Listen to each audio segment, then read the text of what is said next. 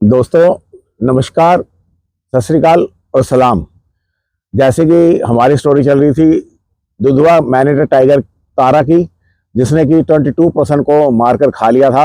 और पिछले एपिसोड में मैंने आपको बताया था कि किस प्रकार से हरिहर प्यारी के द्वारा उस टाइगर्स के ड्रैगन का पीछा किया गया। उस ड्रैगन का जो उसने कटरे को मारकर खा लिया था। और आगे की स्टोरी को समझने के लिए आपको मेरा पिछला एपिसोड देखना चाहिए। और जब राम लखन सिंह वहां पर पहुंचे जहां पर कि कौवे बैठे हुए थे पेड़ पर, और पेड़ से उनकी उतरने की हिम्मत नहीं हो रही थी, तो उससे उन्होंने आइडिया लगाया कि यहाँ पर जो टाइगर है वो जरूर नीचे बैठा होगा, क्योंकि अगर टाइगर वहाँ अपने शिकार के पास ना हो तो अमूमन कौवे जो होते हैं वो उतरते हैं नीचे, और ये स्क्वेंजर होते हैं, ये खाते हैं और मीट कुछ ऊपर उड़ जाते हैं, कुछ फिर बैठते हैं। तो उनकी मूवमेंट को देख करके कुछ आइडिया लग जाता है कि शिकार वहाँ पर है और शेर कहीं आसपास नहीं है। लेकिन अक्सर साथियों जो टाइगर होता है वो अपने शिकार के आसपास ही लेटा रहता है अगली बार खाने के लिए, तो वो निगरानी करता रहता है किसी आसपास की झाड़ी में। और उस केस में जो स्क्वेंजर होते हैं उनकी हिम्मत नहीं होती कि वो नीचे उतर करके मीट को खा सके या डेड बॉडी में से अपना कुछ हिस्सा ले सके। तो साथियों, जब वहां पर जो राम लखन थे वो पहुंचे, तो जैसे ही वो वहां पर पहुंचे तो वहां पर कटरे की आधी खाई हुई बॉडी पड़ी थी, और वहां से तेजी से एक टाइगर को उन्होंने जाते हुए देखा। सिर्फ एक झलक भर उनको नजर आई और वो पास की घास में ओझल हो गया और घास में जाकर के छिप गया। और हरिहर प्यारी जो हथनी थी, जैसा कि मैंने आपको पहले भी बताया कि हरिहर प्यारी हथनी वो टाइगर को देख करके डरती नहीं थी बिल्कुल भी, और बेखौफ वो टाइगर की तरफ बढ़ती थी। तो हरिहर प्यारी उस टाइगर के पीछे हो ली जहां पर जाके वो टाइगर छिपा था। लेकिन जो महावत था उसने उसको हरिहर प्यारी को रोक लिया और रोक करके उसको आगे नहीं जाने दिया। तो जो राम लखन थे और उसके साथ में ऊपर बैठे हुए थे बिली अर्जुन सिंह, और बिली अर्जुन सिंह और साथ में अबू जहीर थे और बलदेव थे, और साथ में था जैक्सन। वो जैक्सन जिसने कि इस तारा टाइगर को बचपन से पाला पोसा था, बड़ा किया था। और उसका साथी जो लल्लू था वो तो पहले ही इसी टाइगर के द्वारा मारा गया था, जैसे कि मैंने आपको पिछले एपिसोड में बताया था। दोस्तों, ये सब एक हाथी पे बैठे हुए थे और एक हथनी पे बैठे थे, और हथनी थी हरिहर प्यारी। और उनको घास के अंदर कुछ काली और पीले रंग की कुछ लाइनें नजर आई, और उनको ये तो श्योर था कि वहां पर कोई टाइगर जैसा जानवर है, क्योंकि उन्होंने टाइगर को वहां से बड़ी तेजी से जाते हुए देखा था। और हरिहर प्यारी भी एक अजीब सी आवाज दे करके अपने महावत को बता रही थी कि यहाँ पर टाइगर है आसपास। लेकिन ये श्योर नहीं थे कि ये जो टाइगर छिपा हुआ है ये तारा है या उसके बच्चे हैं, क्योंकि ये गोली तो मार सकते थे, लेकिन झाड़ी में छिपे हुए टाइगर पे एक अच्छा निशाना लेना बड़ा मुश्किल काम था। पहली बात तो यह है कि निशाना लेना ही बड़ा मुश्किल था। दूसरी बात यह है कि ये टाइगर को इंजर नहीं करना चाहते थे, क्योंकि इंजर टाइगर ज़्यादा खतरनाक होता है। और तीसरा ये कारण था कि इन्होंने गोली नहीं चलाई कि हो सकता है वो टाइगर तारा ना होकर उसका कोई बच्चा हो। तो ये पहले श्योर करना चाहते थे कि ये जो टाइगर अंदर बैठा हुआ है ये कौन है। और ये भी हो सकता है कि कोई और जंगली टाइगर हो और वो उस कटरे की बॉडी को देख करके वहां पर आ गया हो। इससे पहले भी 2 बार जो तारा थी उसको चांस मिले थे गोली मारने के, लेकिन वो चांस ढंग से नहीं मिले थे। एक बार तो तब जब वो दुधवा के रेस्ट हाउस में आ गई थी और वो अपने बच्चों के साथ बड़े जोर से ग्राउलिंग कर रही थी, तो ये हाथी पर बैठ करके जब वहां पे पहुंचे थे तो इनकी रेंज के पीछे और लोगों का झुंड था जो इकट्ठा होकर डरा सहमा खड़ा था दूर। तो हो सकता था गोली उनको लग जाए, इसलिए इन्होंने वहां पे रेस्ट हाउस में इसको गोली नहीं मारी। और दूसरा चांस उसको तब मिला था जब ये जो टाइग्रेस थी तारा ये अपने बच्चों के साथ हरिहर प्यारी और रूपकली जो हथनी थी उसके ऊपर अटैक करने को हमलावर हो रही थी। और टाइगर पे ये इसलिए गोली नहीं चला सके उस समय क्योंकि जो हाथी का होदा था, क्योंकि जो हथनी थी वो भी अपने बचाव में झुक रही थी बार बार और अपनी सूंड को अंदर कर रही थी और एक 3 पैर पे खड़ी होकर एक पैर आगे वाला किक मारने के लिए रेडी रख रही थी। तो उसका जो होदा था वो बैलेंस नहीं हो पा रहा था, एक स्थिर नहीं था, वो कभी हिल हिल ज्यादा रहा था। उसके हिलने की वजह से वो उसका प्रॉपर निशाना नहीं ले पा रहे थे, इसलिए उन्होंने उस समय भी उस टाइगर पर वो गोली नहीं मार सके। अब ये तीसरा चांस था और साथ में अब तो बिली अर्जुन सिंह भी थे और जैक्सन को भी बुला लिया गया था जो उसका पालन करता थे। तो अभी वो टाइगर बैठी हुई थी, तो इन्होंने मतलब राम लखन सिंह ने महावत को आदेश दिया कि हरिहर प्यारी को थोड़ा और आगे बढ़ाया जाए जिससे कि वो जो टाइगर अंदर बैठा हुआ है वो बाहर आ सके। और हरिहर प्यारी कोई नॉर्मल हथनी तो थी नहीं, कोई और हथनी होती तो वो इतना आगे नहीं जाती। जैसे ही हरिहर प्यारी ने 1-2 स्टेप आगे लिए, वो जो टाइगर घास के अंदर छिप के बैठा हुआ था वो बाहर आ गया। उसने कोई ग्राउंडिंग नहीं करी और वो जो एक फायर लाइन थी उसके ऊपर चलने लगा। तो हरिहर प्यारी उस शेर का पीछा करने लगी और वो जो शेर था वो एक मेल टाइगर था और वो बच्चा था उसका, तारा का। ये तो उन्होंने पहचान लिया था, लेकिन ये तारा नहीं थी, ये उसका बच्चा था और ये हरिहर प्यारी हथनी से घबरा रहा था। तो इसलिए वो आगे आगे चलने लगा। उसने कोई भी अटैकिंग पोजीशन नहीं ली, ना उसने कोई ग्राउलिंग करी, लेकिन वो पीछे मुड़ कर देख लेता था और आगे आगे चलता जाता था एक सेफ डिस्टेंस रख करके। उसके पीछे हरिहर प्यारी हथनी भी जा रही थी और वो देखना चाह रहे थे कि वो कहाँ जा रहा है। तो 100 मीटर जाने के बाद में वो लेफ्ट साइड में ग्रास के अंदर चला गया और जैसे ही वो ग्रास के अंदर गया वहां से तारा निकल के बाहर आई। तारा बाईं तरफ की ग्रासलैंड में बैठी हुई थी। तो अपनी माँ तारा के पास वो बच्चा गया। तो तारा जब बाहर निकल के आई तो हमें तो लगा था कि वो इस बार भी ऐसे अटैक करेगी जैसा कि उसने पिछली बार करा था हथनी के ऊपर।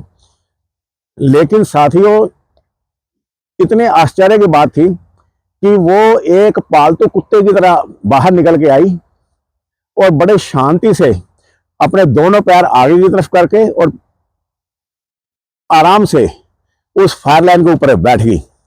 और इतने आराम से वो फायर लाइन के ऊपर बैठ गई और हमारे जो हरिहर प्यारी हथनी का होदा था उसकी तरफ देखने लगी। और वो सभी आश्चर्यचकित थे, खासकर कि जो राम लखन सिंह थे, उन्होंने इसका रौद्र रूप 2 बार देखा था। पिछली बार तो वो हरिहर प्यारी के ऊपर ही अटैक कर रही थी, अभी 1 दिन पहले की बात है। और अब वो इतनी शांति से बैठी हुई थी जैसे कोई बहुत दिनों से आया हुआ मेहमान किसी का स्वागत कर रहा हो। और ये बात दोस्तों 11 नवंबर की है 1980 की। और थोड़ी देर तक तो जो राम लखन सिंह थे वो आश्चर्यचकित हो गए तारा का व्यवहार देख के, लेकिन बाद में उनको समझ में आ गया कि ये जो तारा टाइगर है ये जैक्सन को, जो कि हथनी के ऊपर होदे पर सामने बैठा हुआ है, उसको और बिली अर्जुन सिंह को, दोनों को पहचान रही है। और क्योंकि इन्होंने उसको बचपन से पाला पोसा था तो इसलिए पहचान करके ये गुर्रार नहीं रही और आराम से बैठ गई है। और क्योंकि तारा को इन दोनों की स्मेल आ रही होगी, और सिर्फ स्मेल ही नहीं, उसकी आई साइट भी बड़ी स्ट्रॉन्ग होती है टाइगर की, तो उससे भी उसने उसको पहचान लिया होगा। और दूसरी बात यह है कि ये जंगली जानवर होते हैं, ये स्मेल से भी पहचानते हैं। हालांकि जो टाइगर होता है इसकी स्मेलिंग पावर इतनी स्ट्रॉन्ग नहीं होती, लेकिन इतनी वीक भी नहीं होती कि ये इसको हम कह सकें कि इसकी स्मेलिंग पावर कुछ नहीं होती। क्योंकि अगर टाइगर की स्मेलिंग पावर कम हो तो फिर जब ये यूरिन पास करके अपने एरिया बनाते हैं जंगल में तो उसका तो कोई मतलब ही नहीं रह जाता। क्योंकि जब दोस्तों देखो, टाइगर का एक अपना खास एरिया होता है और खाली टाइम में टाइगर क्या करता है कि पेड़ों के साथ अपनी बॉडी को रगड़ता है, उसके ऊपर पेड़ों के सहारे खड़ा होकर के स्क्रैच मार्क करता है अपनी हाइट दिखाने के लिए दूसरे टाइगर को कि मैं कितना बड़ा हूं। और तीसरा काम वो ये करता है कि वो पेड़ों के ऊपर यूरिन पास करता है और अपने मार्क्स छोड़ता जाता है यूरिन के, ताकि कोई दूसरा टाइगर आए और उसको स्मेल लेकर के उसको आइडिया हो जाएगा कि ये कोई मेल टाइगर है और उससे ज़्यादा पावरफुल है।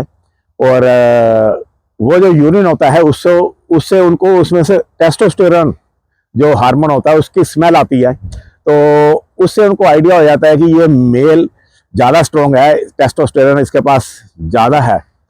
क्योंकि सेम ऐसी ही टेस्टोस्टेरोन जो होता है वो जो टस्कर हाथी होते हैं उनके यूरिन में से भी आता है। वो मैं कभी हाथियों के बारे में जब आपको बताऊंगा तो डिटेल में उसके बारे में बात करूंगा। तो मेरा कहने का मतलब ये है कि टाइगर की स्मेलिंग पावर इतनी कमज़ोर भी नहीं होती। अगर उनकी स्मेलिंग पावर कमज़ोर होती तो फिर ये यूरिन पास करके अपनी टेरिटरी बनाने का कोई मतलब ही नहीं रह जाता। लेकिन टाइगर की जो स्मेलिंग पावर, उसकी आईसाइट और सुनने की जो पावर होती है उससे जरूर कम होती है।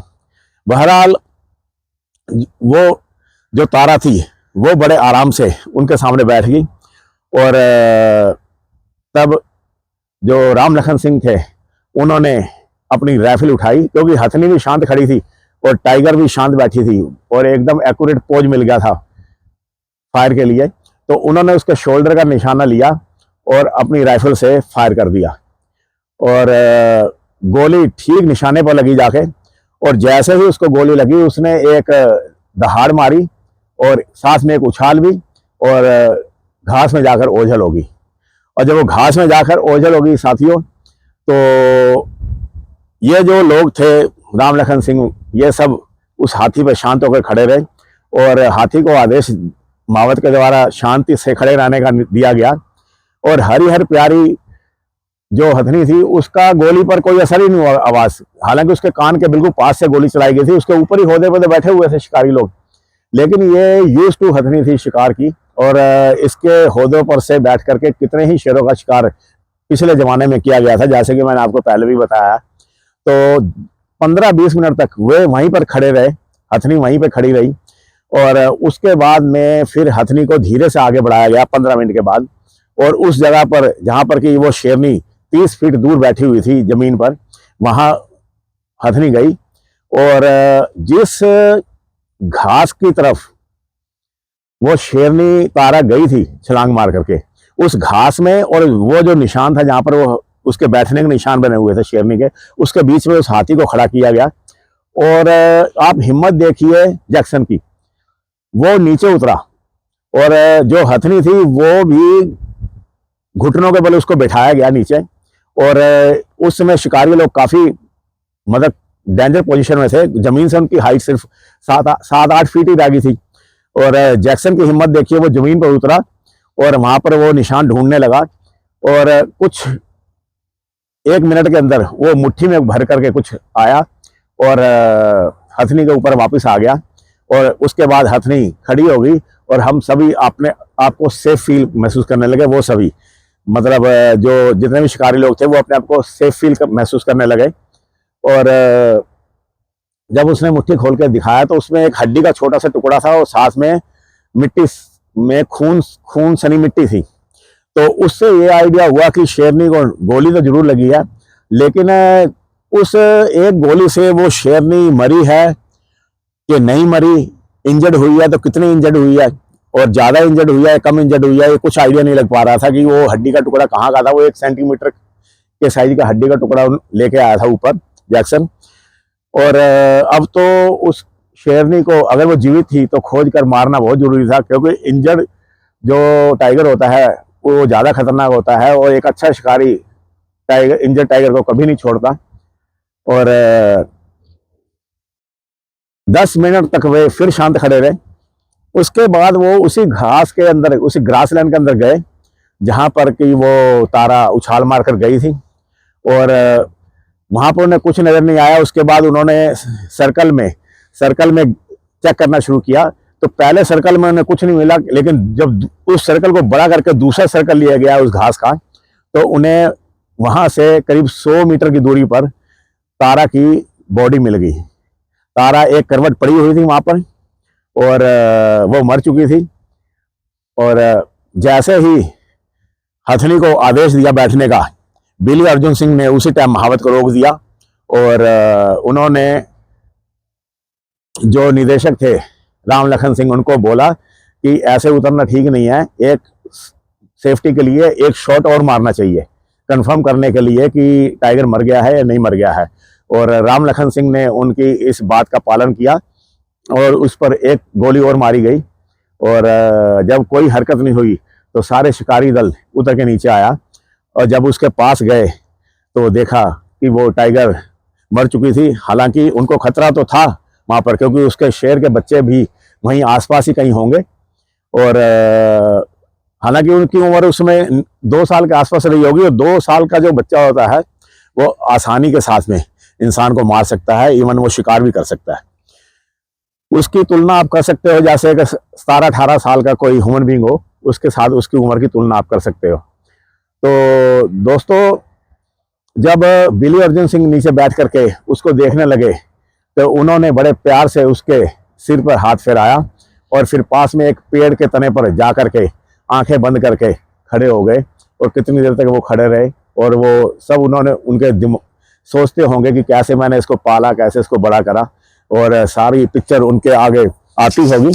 तो इस प्रकार से ये जो तारा थी मैन ईटर टाइगर अपना 22वां शिकार करने के बाद में मारी गई।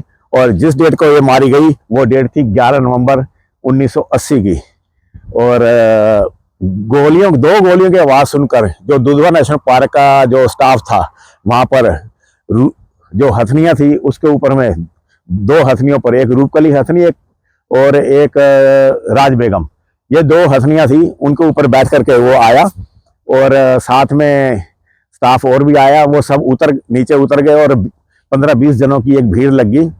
तो इस भीड़ को राम लखन सिंह ने बोला कि आप ये मत सोचो कि टाइगर मर गया तो खतरा खत्म हो गया, उसके बच्चे कहीं आसपास ही हैं, तो इसलिए यहाँ पर ऐसे भीड़ लगाना ठीक नहीं है। तो सभी लोग फटाफट हाथियों के ऊपर दोबारा से चढ़ गए वापस, और जीप मंगवाई गई और जीप के पीछे एक ट्रॉली बंधी हुई थी, उस ट्रॉली पर उसकी बॉडी को रखकर रेस्ट हाउस में लाया गया। और उसके बाद में उसका पोस्टमार्टम किया गया, और पोस्टमार्टम में उसके पेट से गंगाजली की जो कान की बाली थी वो मिल गई। और इस प्रकार जो तारा थी मैन ईटर टाइगर उसका अंत हुआ। और उसके बाद से कम से कम 3 दिन के बाद जो दुधवा का जो स्टाफ था वो बेफिक्र होकर के फिर से अपने रोज के क्रियाकलापों में लगा। और साथियों, इसके बाद उसके बच्चों का क्या हुआ, यह सबसे बड़ा सवाल है। देखो दोस्तों कि उसका जो एक बच्चा था वो था मेल और एक था फीमेल, और उसके ऊपर जो फॉरेस्ट डिपार्टमेंट था उन्होंने फिर निगाह रखी, और वो बच्चे एनफ बड़े हो चुके थे और अपना शिकार खुद कर सकते थे। और हालांकि उन्होंने मैन ईटिंग तो करी थी, मैन किलिंग करी थी नहीं करी ये इनको कोई आइडिया नहीं था। हो सकता है कि मैन किलिंग तारा ही करती हो और वो सिर्फ ईट करते हो। दोस्तों, ये जो मैन ईटर टाइगर होता है ये हमेशा मैन ईटिंग नहीं करता। जब इसको मौका लगता है ये इंसान को मार के खाता है, नहीं तो दूसरे जंगली जानवरों को भी बीच बीच में मारकर खाता रहता है। ये नहीं है कि ये लगातार इंसान को ही मारकर खाता रहता है। अगर इसको मौका मिलता है इंसान को मारने का तो मार देता है, और इंसान नहीं मिलता तो जंगल में जो और जीव होते हैं उनको भी मारकर खाता रहता है। तो ये जो तारा मैन ईटर टाइगर थी, सरकारी फाइलों के अंदर इसको सुहेली की मैन ईटर टाइगर के नाम से दर्ज किया गया। इसका जो फाइल क्लोज कर दी गई और उसमें मेंशन किया गया man eater tiger of Suheli river. तो जो सुहेली नदी थी उसकी मैन ईटर टाइगर ये डिक्लेयर करी गई, लेकिन वो ये तारा ही थी। और उसके बाद उसके जो 2 बच्चे थे, जो फीमेल थी उसने तो 6 महीने के बाद में, मतलब जब वो 2.5 साल की वो रही होगी, एक मेल टाइगर के साथ उसको देखा गया। और उसका जो दूसरा बच्चा था, मेल बच्चा, वो आम मेल बच्चों से ज़्यादा बड़ा और ज़्यादा स्ट्रॉन्ग था वो, क्योंकि उसके अंदर जो डीएनए था वो साइबेरियन टाइगर का डीएनए था। और साइबेरियन टाइगर वर्ल्ड का सबसे बड़ा टाइगर होता है, और जो बंगाल टाइगर की स्पीशीज इंडिया में मिलती है उससे बड़ा साइज होता है उसका काफ़ी। और 300 केजी वेट तक चला जाता है साइबेरियन टाइगर, जबकि बंगाल टाइगर का वेट 225 केजी के आसपास होता है, और कोई कोई साइबेरियन टाइगर तो 325 और 350 केजी के आसपास भी देखा गया है। तो वो काफ़ी स्ट्रॉन्ग और काफ़ी मजबूत टाइगर निकला, मेल टाइगर, और देखने में बहुत बुलंद और एक अच्छी कदकाठी का वो टाइगर नजर आने लगा। क्योंकि ये जो फॉरेस्ट डिपार्टमेंट वाले थे, ये उसकी सर्चिंग करते रहे कि बच्चों का क्या हुआ है। तो वो जो मेल टाइगर था वो तो सलूकापुर रेस्ट हाउस, जो कि दुधवा नेशनल पार्क के बिल्कुल बीच में सेंटर में एक रेस्ट हाउस है, उसका नाम है सलूकापुर रेस्ट हाउस। उसने वहां पर जाकर के सलूकापुर में अपना अड्डा बनाया और शांति से वहां पर रहने लगा। लेकिन दोस्तों, ये जो मेल टाइगर था, बाद में ये भी एक कुख्यात मैन ईटर टाइगर बना, और इस प्रकार जो तारा का जो बच्चा था मेल, वो एक मैन ईटर टाइगर स्टैब्लिश हुआ, और उसने कम से कम 14 ह्यूमन बींग मारकर खाए अपनी लाइफ में, उस मेल टाइगर ने, जो कि तारा का बच्चा था। और 1984-85 में उसने ये एक्टिविटी करी सलूकापुर और उसके आसपास के एरिया में। और वो इतना स्ट्रॉन्ग और दबंग टाइगर था कि वो सलूकापुर से पेट्रोलिंग करते हुए सुहेली नदी तक आ जाता था, और बीच में पड़ने वाले कितने ही मेल टाइगर उससे टक्कर नहीं लेते थे। वो एक दादागिरी करता हुआ पूरे जंगल में घुमा करता था, क्योंकि वो स्ट्रॉन्ग बहुत था, काफी बड़े साइज का टाइगर था। एक आम मेल टाइगर तो उसको देख करके ही साइड में हो जाते थे।